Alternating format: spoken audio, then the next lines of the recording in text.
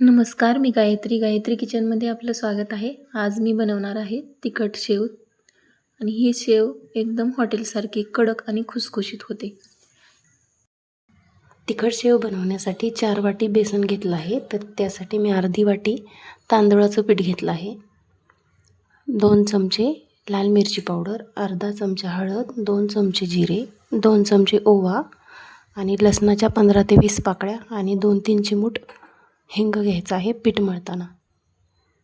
अगोदर आपण जिरे, ओवा आणि लसण याचं वाटण करून घेऊन गाळून घेऊ.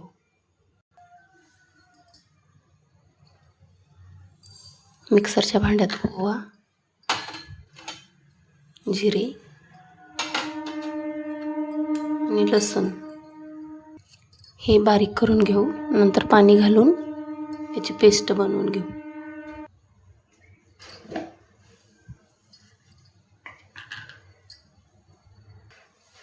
आता याच बारीक मिश्रणात आपण पाणी घालून घेऊन याची पेस्ट तयार करू.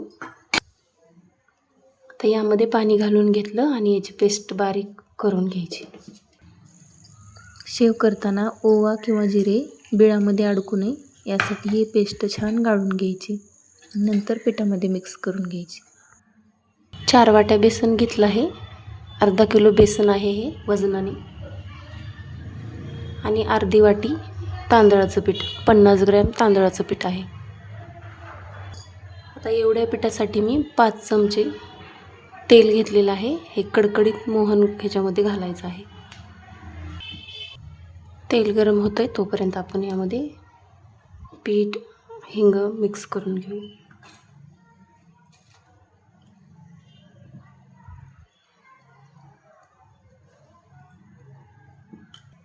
हळद, 2 चमचे लाल मिरची पावडर,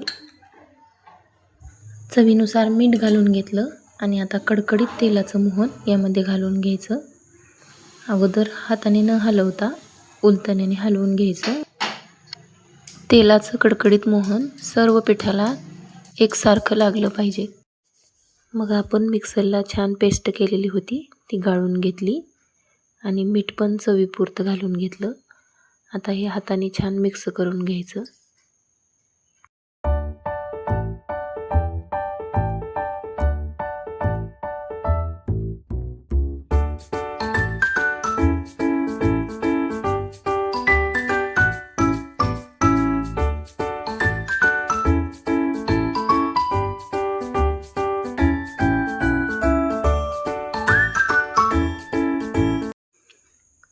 आता अशा प्रकारे पीठ मळून घेतलं. हे पीठ जास्त पातळ पण नाही आणि घट्ट पण नाही.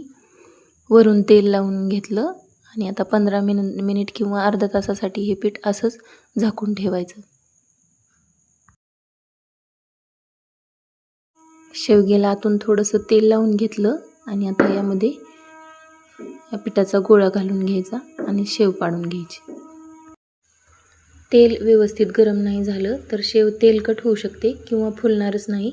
त्यामुळे तेल व्यवस्थितच गरम झालं पाहिजे आणि जास्त पण कडक नाही करायचं, मग शेव जळू शकते.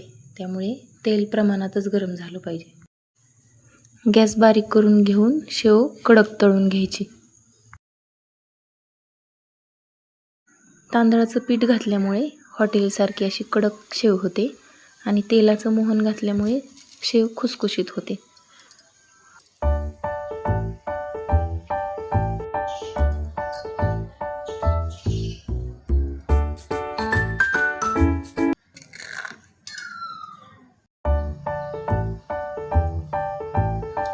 जर तुम्हाला या तिखट शेवची रेसिपी आवडली असेल तर व्हिडिओला लाईक, शेअर, कमेंट आणि गायत्री किचन या चॅनलला सबस्क्राईब करा. धन्यवाद.